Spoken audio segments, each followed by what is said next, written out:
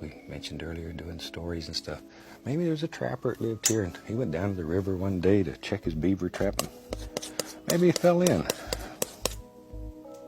Maybe there's a trapper that lived here and he went down to the river one day to check his beaver trapping.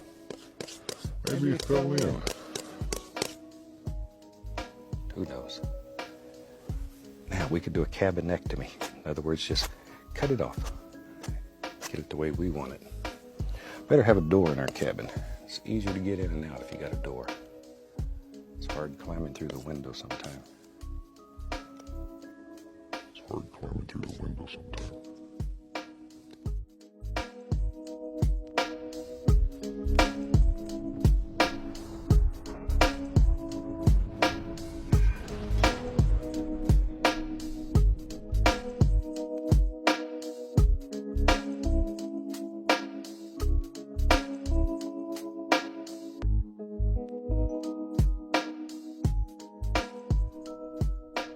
Welcome, and all American Cartel members, Anons, Facebook friends, Twitter followers, random YouTube viewer, BitChute viewer, TikToker, Redditor, GLPer, 4chaner, Rumbler, and anybody else that might be watching. Thanks for joining me. My name is Julio. I am the Theorizing Theorist.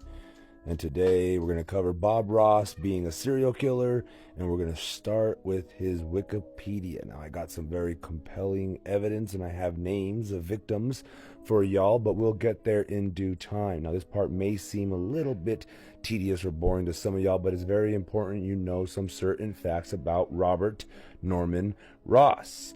Was an American painter, art instructor, and television host. He was a creator and host of The Joy of Painting, which is, well, anyway, let me just read this through. It's a long video here. An instructional television program that aired from 1983 to 1994 on PBS in the United States, CBC in Canada, and similar channels in Latin America, Europe, and elsewhere.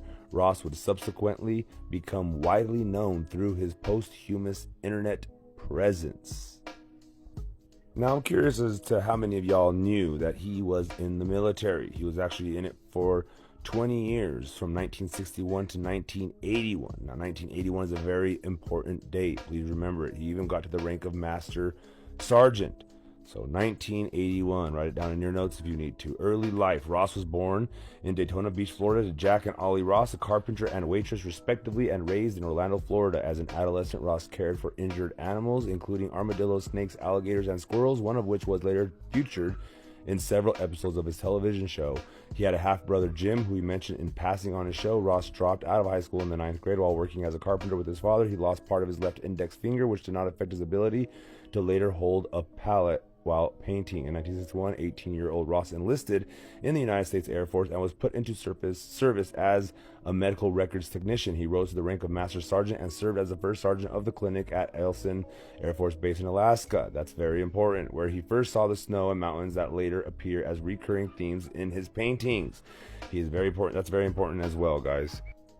He developed his quick painting technique during brief daily work breaks, having held military positions that required him to act tough and mean. The guy who makes you scrub the latrine, the guy who makes you make your bed, the guy who screams at you for being late to work. Ross decided he would not raise his voice when he left the military. Now let's jump ahead a little bit. The landscapes he painted, typically mountains, lakes, snows, and log cabin scenes, were inspired by his years in Alaska, where he was stationed for the majority of his Air Force career. He repeatedly said everyone has inherent artistic talent and could become an accomplished artist given time, practice, and encouragement. Ross would say, "We don't make mistakes, we just have happy accidents." In 2014, the blog 538, this is important too, analyzed 381 episodes in which Ross painted live, concluding that 91% of Ross's painting contained at least one tree, 44 contained clouds, 39 mountains, 34 mountain lakes, and by his own estimation, Ross completed more than 30,000 paintings, 3 of each one basically. His work rarely contained human subjects or signs of human life. I think once it did, and then on rare occasions he would incorporate a cabin, sometimes with a chimney but without smoke and possibly unoccupied. So I think the cabin is the signal that they have, that he's using to kind of mark which paintings has a body attached to it, if that makes any sense. So go and check to see if you can find any paintings and maybe shoot me a link to where you found it and I can check it out. Maybe I can link it to another murder. But anyway, together with husband, now check this out, this is how he's affiliated with the CIA. Together with husband Walt, a retired CIA operative, Kowalski decided to make Ross the face of a new hobby craft business, a cottage industry of sorts, in the late 1970s and early 80s. So he's affiliated with the CIA, and I want you guys to know that the Bob Ross show, for whatever reasons, it's a phenomenon, if you will, that while it was airing, they had measured the amounts of crimes that would happen. And I want you to see here that he was a traveling salesman, as you can see there under the August 27, 2021. Very important as well. But yeah, the Bob Ross show would increase the amount of violence that would happen out in the public during its time of airing. So whatever that means. Now let's get to the bodies. Porcupine River. Now I want you to see the location of the mouth of Porcupine River. It's right on top of damn near of this Air Force base. Now, what's so specific or significant about this Porcupine River? Well, the painting with the cabin kind of looks like it. I'm not trying to sit here and say, I'm sure at any angle you can make anything fit, but a man vanished on Alaska trapping expedition 46 years ago. His skull was just ID'd. Now, it wasn't just any trapping expedition. It was a beaver trapping expedition. And if you recall what he said in the beginning, right?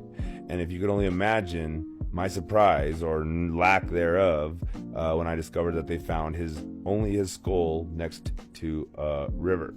So anyway, snow-covered hills in the Porcupine. Oh, let's read this. His family members remember Gary Frank Southern as a free spirit who spent time in Canada and worked on the Alaska oil pipeline. When he set out on the trip of a lifetime to go trapping in the Alaskan wilderness in fall of 1976, his family understood Sister Ann Bunyan told KTUU.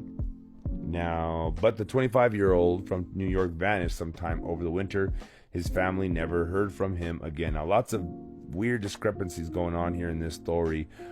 They say a bear got to him because they found markings on his skull, and they even went to say that there were puncture markings that were perfectly, distanced and show that it was a bear. And then you hear other articles, and you're going to read in this article even, it says that his head was just clawed at, scratched. Whatever that means. I guess you could scratch somebody with your teeth. Now, 46 years later, DNA testing on a skull found by a hunter in 1997 has identified Southerner's remains. Now, I want you to know that what's his name died in 95, so less than a year and a half later or 2 years later they found the body of this guy. His family always suspected that was the case. Bunyan told KTUU they couldn't imagine Southerner, who'd now be 71, would leave them wondering all these years. Confirmation, though, has brought acceptance. That's the life he chose, Bunyan told the station, and not that he chose his death, but he chose a life where that was a possibility. So we just have to allow him to have chosen what he wanted. Now, I don't agree with that being what he was choosing with that possibility. He was just trying to take a trip, a fateful trip, if that.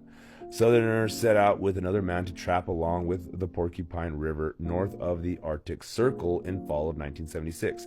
His friend suggested they work together on the same side of the river, but Steve Southern told the Post-Standard that his brother had other ideas. Now, the friend's named Stan, and they don't know any other information about him. It says the family, at least, and I don't know any. So anyway, he was very independent and loved the outdoors, and he liked to do things the way he wanted to do things. Steve told the publication instead the friends agreed to trap on opposite sides of the river, then meet up in the spring to catch a plane out. Now, the guy, Stan, got sick early and took off early, and he just assumed that the dude would have figured it out and leave on his own. But when the time to return home arrived, Gary never showed up, KTUU reported. His family hired a friend to search for him, but the man found only his camp with some of his supplies. I wonder what his camp was. Was it a tent? Was it a shack? Was it a shed? Maybe the shed is just a gravestone, if you will. In time, his family erected a gravestone listing Gary's date of death as 1977 with an inscription reading "Lost in Alaska," the station said.